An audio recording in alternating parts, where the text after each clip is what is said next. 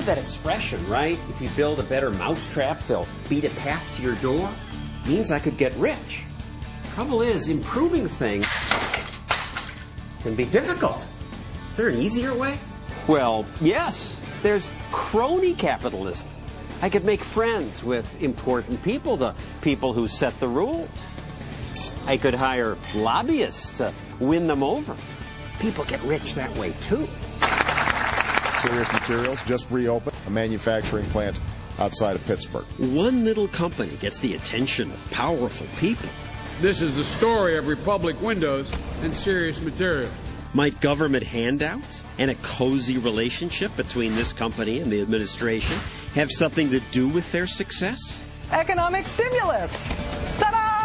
Plus, new government rules make things tough for small businesses that sell kids' toys. This is not the law we need. I'd have to mark this up 1,000%. We'll be out of business. But the big toy companies don't object. Who gave Arno a big hug? And big tobacco supported tobacco regulation. And big pharma supports Obamacare. Big banks get bailouts. Could it be that Michael Moore got this one right? This economic system they call capitalism has no moral or ethical core to it. Is capitalism to blame? No. It's not capitalism. It is crony capitalism. And now, the man who shatters conventional wisdom, John Stossel. Good evening. When he says crony capitalism, what's he talking about? Well, suppose you're in the window business. How do you get a leg up on the competition? Sure would help if government gave you a special tax credit and gave your customers stimulus money to buy your products. It would help even more if somehow you could get the president and the vice president of the United States to say nice things about your company. But come on, that's not possible, is it? No company could be that fortunate. There are three big companies in the window business: Pella, Anderson, and Marvin. Marvin windows and doors fit your vision. The recession's been tough on these companies. But then there's also a much smaller company, Serious Materials. Sirius is booming, according to this article in Fortune. On a roll, according to Inc. magazine, which put Sirius's CEO on its cover with a story titled, How to Build a Great Company. How did he do it? Well, he had some help from high places. Thank you, Mr. Vice President, for your unwavering support. That's Vice President Biden he's thanking. Without you and the Recovery Act, this would not have been possible. Biden returned the compliments. You're not just churning out windows. You're making some of the most energy-efficient windows in the world. I would argue the most energy-efficient windows in the world. Other window makers say, no, our windows are just as energy efficient. But the vice president hasn't visited their companies or even mentioned their names. And why am I talking about the vice president? I'm here today representing Serious Materials. How many company officials get to make introductions like this? It is my distinct honor to introduce the President of the United States, President Barack Obama. The president gave a speech on energy policy that cited, guess which company? Serious Materials just reopened, as he mentioned, a manufacturing plant outside of Pittsburgh. These workers will now have a new mission, producing some of the most energy-efficient windows in the world. Wow, what a dream endorsement. And just last week, the president announced a new set of tax credits for so-called green companies. The only window company on the list? Serious Materials. This is a story of how a new economy, predicated on innovation and efficiency, is not only helping us today, but in inspiring a better tomorrow. Actually, I think it's a story about crony capitalism. It's almost as if the government and Serious Materials are partners. The company VP of Policy testified in Congress. Thank you for the opportunity to appear here today and share Serious Materials' experience in creating green jobs. And here he is in this picture with so-called energy leaders at the U.S. Department of Energy. And who's the woman in the middle? Kathy Zoy, who oversees the government's weatherization program.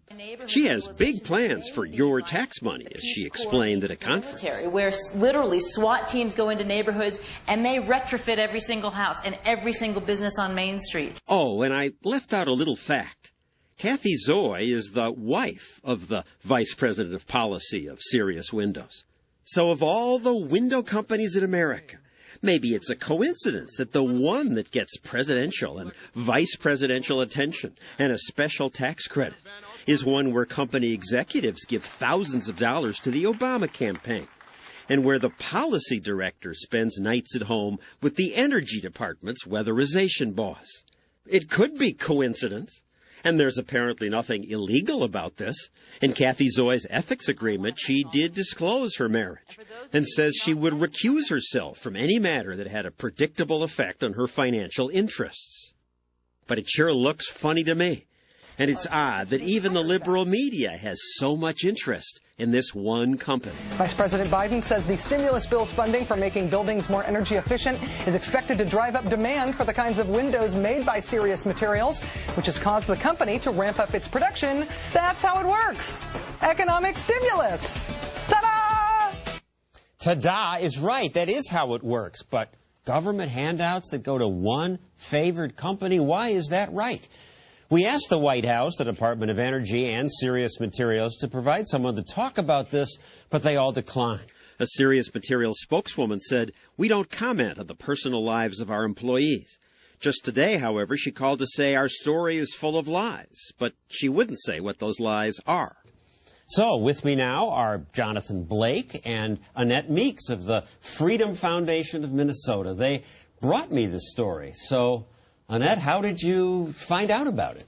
Well, we track local government spending. We're just a small state-based think tank in Minneapolis, so we tend to look at what's happening in our state. And when the Recovery Act was passed last year by Congress, we took particular interest in that.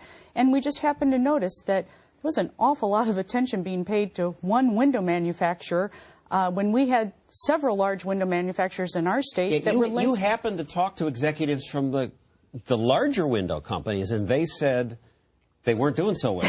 Things were really tough. Some of the toughest times, some of these companies are 100 years old.